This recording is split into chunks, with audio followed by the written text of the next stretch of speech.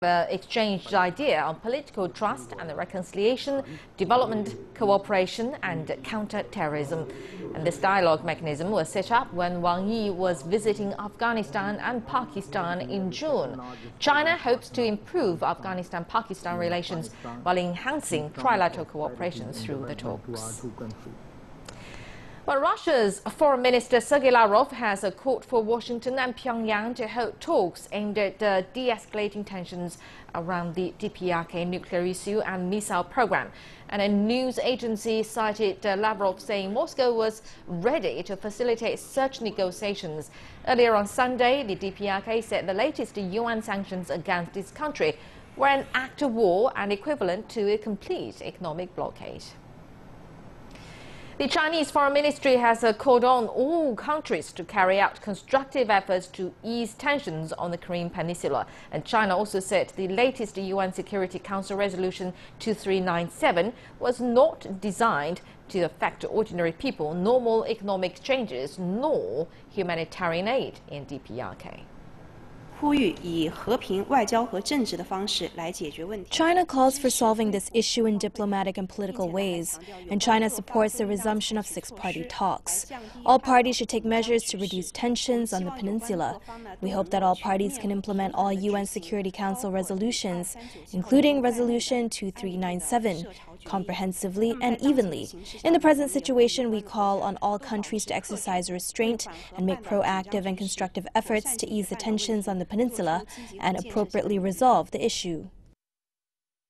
Well, as we mentioned, that a first round of China, Afghanistan, Pakistan trilateral foreign ministers dialogue is currently underway in Beijing, and now the three foreign ministers are briefing the media. Let's go there to have a look. To promote connectivity under the framework of the Belt and Road Initiative and promote shared prosperity and common development.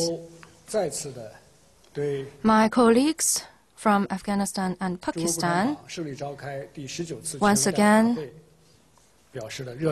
expressed warm congratulations on the 19th National Congress of the Communist Party of China. They expressed their great confidence in the development of China and expressed a high expectation on China's contribution to global development. I expressed appreciation to them and briefed them on the progress or achievements made in the 19th National Congress, especially the important significance of the Party Congress to China, the region, and the world. I emphasize that China entering the new era will continue to follow the neighborhood diplomacy of sincerity, amity, mutual benefit, and inclusiveness.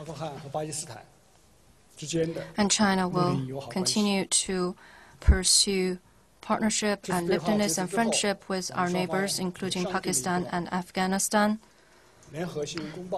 After this meeting, the three parties will issue a joint press release which contains the important consensus reached between the three parties. I also had bilateral meetings with the two foreign ministers, increasing our consensus and bilateral cooperation. Thanks to this meeting, we reached a broad consensus. First, the three parties, under the framework of the foreign ministers' meeting, will focus on the three topics, namely political mutual trust, reconciliation, development cooperation and connectivity, security cooperation and counterterrorism, to promote trilateral cooperation under the principle of mutual respect, equal-footed consultation, and mutual benefit. Second, the three parties agreed that the trilateral cooperation should aim for the following four objectives. First, supporting Afghanistan in promoting reconciliation and reconstruction. And second, helping Afghanistan-Pakistan, improving and developing their relations. Third, promoting common security of our three countries and the region. And fourth, promoting regional connectivity and international cooperation on Belt and Road development. And third, Afghanistan and Pakistan agreed that they would improve relations as soon as possible to achieve harmonious coexistence. The two parties both said that they would not allow any party, any force to use their own territory to engage in activities that undermine the security of the other side. And the two sides agreed to, through comprehensive dialogue, resolve and properly manage their differences and disagreements. Pakistan put forward an important plan for improvement of relations to Afghanistan, that is, the action plan for Afghanistan-Pakistan solidarity. And they also proposed to establish working groups on political, military, intelligence, economic, and refugee areas, altogether 5 working groups to find solutions to outstanding issues. The Afghan foreign minister gave comprehensive response to this initiative and expressed readiness to accept this action plan. I believe this is an important progress made at this trilateral foreign ministers meeting.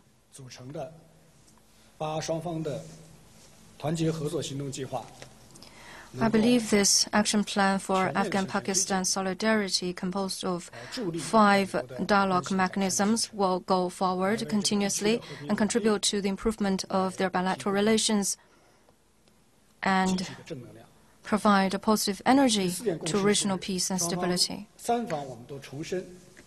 And fourth, the 3 parties reaffirmed their commitment and support to an Afghan-owned, Afghan-led peace and reconciliation process in Afghanistan.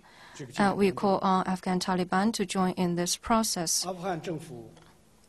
The Afghan government indicated that they would propose appealing and practical negotiation plan with the Taliban as soon as possible. China and Pakistan expressed our welcome, and we will give full support to the peace negotiation between the Afghan government and Taliban and will provide necessary facilitation. Fifth, Pakistan and Afghanistan both expressed support for China's Belt and Road initiative, and they would like to synergize their own development strategies with China's Belt and Road initiative. At the same time, we are willing to explore trilateral cooperation within the framework of the Belt and Road initiative. Sixth, China and Pakistan are willing to, in light of the needs of Afghanistan, provide joint cooperation with Afghanistan in such areas of medical care, education, agriculture, and development. At the same time, we are also willing to conduct trilateral exchanges in youth think tanks and media organizations.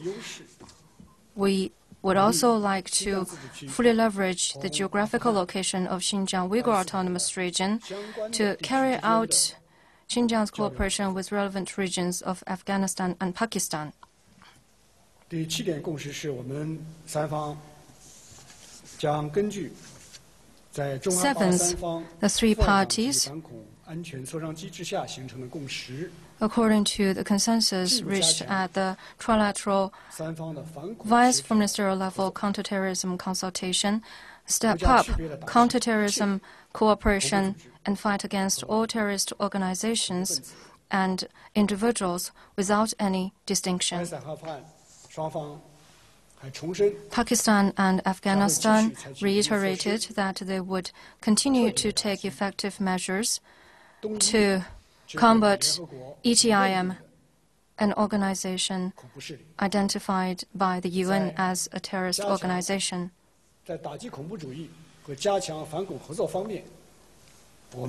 In fighting terrorism, the three parties reached complete consensus. Eighth,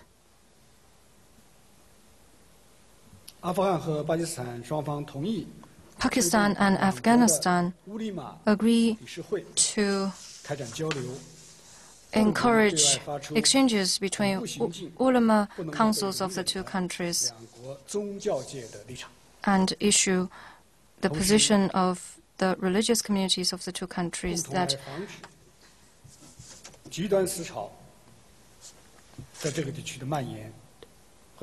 extremism should not be spread in this region, and China appreciates that.